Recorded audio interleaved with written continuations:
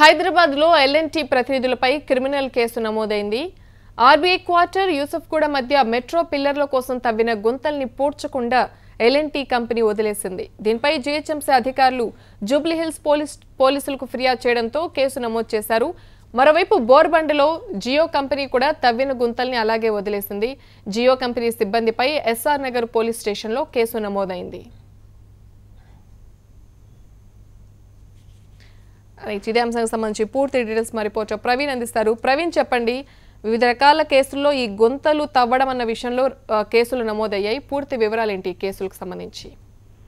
ప్రతిభ అయితే RBI quarters నుండి యూసఫ్గూడ మధ్య మెట్రో రైల్ పిల్లర్ల కోసం ఎల్ఎన్టీ అధికారులతో పాటు సిబ్బంది అక్కడ గుంతలు తవ్వి అలాగే వదిలేయడం జరిగింది. దీనిపైన గతంలో కూడా చాలా సార్లు జీహెచ్ఎంసీ అధికారులు నోటీసులు ఇచ్చారు. వీలైనంత తొందరగా ఆ గుంతలన్నింటినీ కూడా మూసివేయాలి. ఎందుకంటే ఎన్నో ప్రమాదాలు ఇక్కడ జరుగుతున్నాయి. ఈ ప్రమాదాలు ఎంతో గాయాలు పాలై ఆసుపత్రిలో చికిత్స పొందుతున్నారు.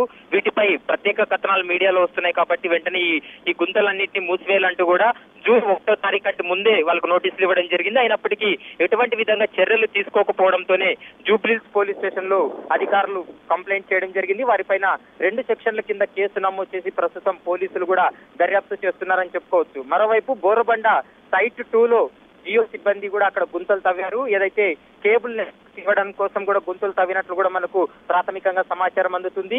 జియో కంపెనీ యాజమాన్యానికి తర్వాత అక్కడ లోకల్లో ఉన్నటువంటి జియో సిబ్బందికి కూడా గతంలో పోలీసులతో పాటు అక్కడ ఉన్నటువంటి అధికారులు కూడా నోటీసులు ఇవ్వడం జరిగింది.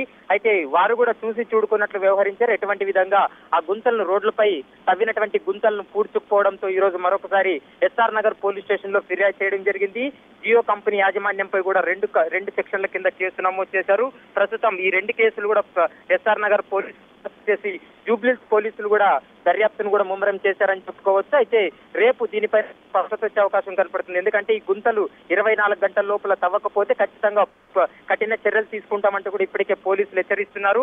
దీనిపైన హెచ్ఎంటీవీ కూడా వరుస కథనాలు ప్రసారం చేస్తుంది. ఎందుకంటే ఈ రోడ్లపై గుంతలు తవ్వి అలాగే వదిలేయడంతో ఎంతో మంది ప్రాణాలు కోల్పోతున్నారు. ఎన్నో రోడ్డు ప్రమాదాలు జరుగుతున్నాయి. వీటిపైన అధికారుల దృష్టికి హెచ్ఎంటీవీ టీం కూడా అధికారుల దృష్టికి తీసుకువెళ్లడం జరిగింది. దీంతోనే ఆ హెచ్ఎంటీవీ కథనాల ఆధారంగా చేసుకొని ఈ రోజు జీహెచ్ఎంసీ అధికారులు 2 పోలీస్ స్టేషన్ల పరిధిలో ఎక్కడైతే గుంతలు ఉన్నాయో ఆ గుంతలు ఉన్నటువంటి బాధ్యులు ఎవరో వారిపైన కఠిన చర్యలు తీసుకోవాలంటూ కూడా వారు ఫిర్యాదులో పేర్కోవడం జరిగింది. ప్రతిభ, అయితే జీహెచ్ఎంసీ ఇలాంటి కార్యక్రమాలు ఇంకా ఇలాగే కొనసాగిస్తుందా? అలాగే జీహెచ్ఎంసీ తరపున ఉన్నటువంటి గుంతలు కావచ్చు, రోడ్లే కొన్ని చోట్ల గుంతలమయంగా ఉన్నాయి. సో వాటి విషయంలో ఎలాంటి చర్యలు తీసుకోబోతోంది? ఖచ్చితంగా, ఎందుకంటే జీహెచ్ఎంసీ కూడా చాలా ప్రదేశాల్లో గుంతలు తవ్వి అలాగే వదిలేయడం జరుగుతుంది. ఈ విషయాలన్నిటిపై కూడా హెచ్ఎంసీవీ ప్రశ్నించడం జరిగింది. ఎందుకంటే వరుస కథనాలు ప్రసారం చేస్తుంది. ఎన్నో ప్రధానంగా మనం ఎల్బీ నగర్ ప్రాంతంలో చూసుకున్నట్లయితే రోడ్డు పైనే దాదాపు 1/2 కిలోమీటర్ వరకు కూడా గుంతలు తవ్వారు. అక్కడ ఎటువంటి విధంగా ప్రమాణాలు పాటించకపోవడం, ప్రధానంగా అక్కడ ప్రమాదకర హెచ్చరికలు కూడా జారీ చేయడంతోనే 2 రోజుల క్రితమే ఒక యువకుడు 2 వీలర్ పై వచ్చి ఆ గుంతలో పడి చనిపోవడం జరిగింది.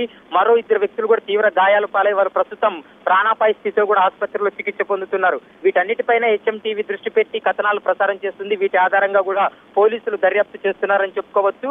అయితే ఈ రోజు ఈ 2 కేసులకు సంబంధించిన విషయంలో మాత్రము జీహెచ్ఎంసీ అధికారులు నోటీసులు ఇచ్చినప్పటికీ వీరు స్పందించలేదు. కాబట్టి మరొకసారి పోలీస్ స్టేషన్ లో వెళ్లి కంప్లైంట్ చేశామంటూ కూడా అధికారులు చెప్తున్నారు. 24 గంటల లోపల ఒకవేళ గుంతలుగిన పూడ్చకపోతే కఠిన చర్యలు తీసుకుంటామంటూ కూడా ఒకవైపు పోలీసులు చెప్తున్నటువంటి విషయం మాత్రం మనకు స్పష్టంగా తెలుస్తుంది. ప్రతిభ, రైట్ ప్రవీణ్, థ్యాంక్ యూ. ఇలా పూడ్చకుండా వదిలేసిన గుంతల వల్ల ప్రమాదాలు అలాగే